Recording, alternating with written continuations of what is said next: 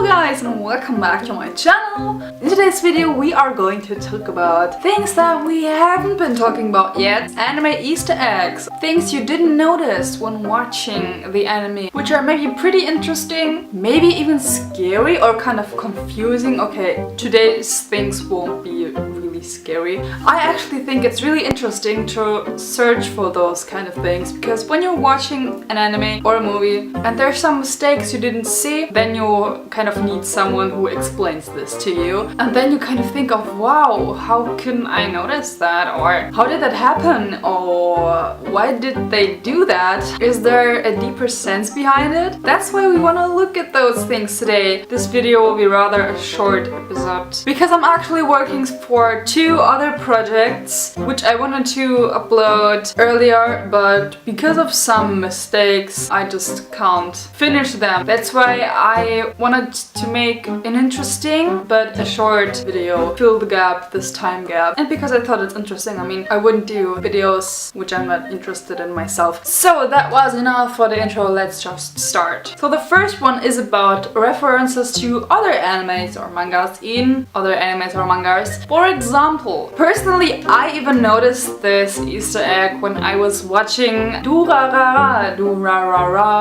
however you want to pronounce it. There you can really find Sword Art Online references. Erika is reading a Sword Art Online manga. You can just clearly see it. Her whole face, in front of her face, is the manga. Kind of fills out the whole screen, and actually everyone who knows Sword Art Online will notice. But we also have other animes that include some interesting references to their brothers and sisters. There is a Shingeki no Kyojin uniform and Servant X service. You can see it right there. It's a costume obviously in that scene, but I think if you take a closer look you will know what this means. An Easter egg that was also pretty obvious but also really interesting is in Assassination Classroom we noticed that Koro-sensei is a huge Naruto fan because he's wearing a Naruto headband.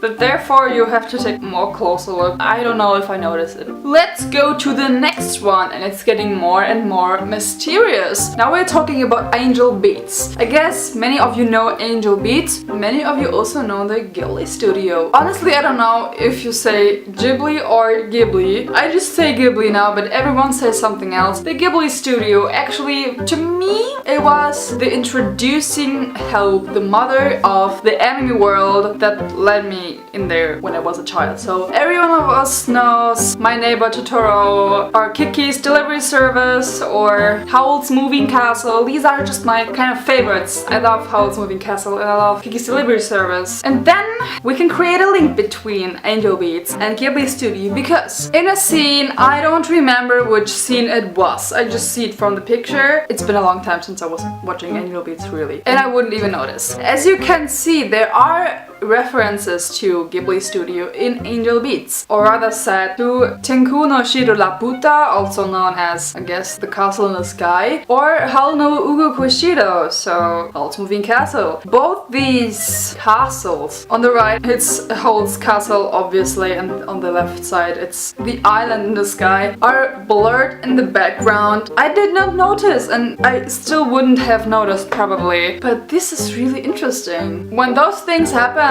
you wonder what did the producers of this anime wanted to say with that, or was it kind of a hidden promotion for Ghibli Studio, or did the producers just want to express their fandom through including this little hint in the anime, or maybe it's a hidden message. Yeah, interesting, especially because it's not only one Ghibli movie which appears here, but two, and two of them have to do castles. And the last one, and this is something that really kills me, and this has nothing to do with other references from animes to other animes. This is more a difference between a manga and an anime, so it's anime versus manga. We're talking about Noragami. Here we see how different mangas and animes can really be. I mean, we know that, but here the frame is completely the same. It's when they were in the fun park, Yato, Hiyori and Yukina, and they were on the roller coaster. And I guess I even remember the scene where they were holding up some posters. And now we take a closer look in the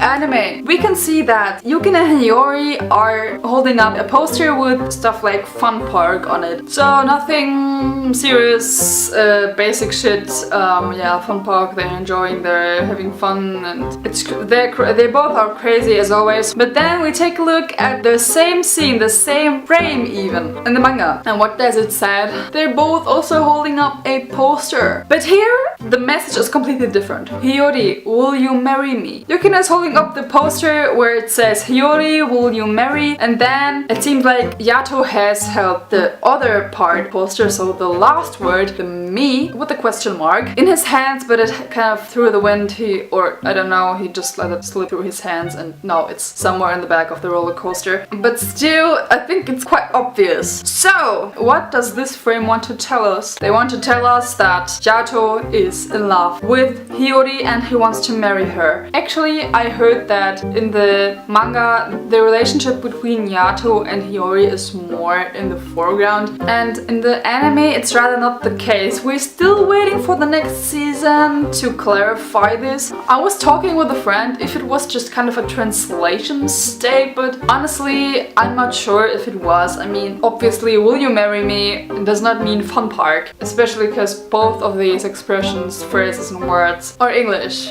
Yeah, and that's it, I guess. For today, that's it, I guess.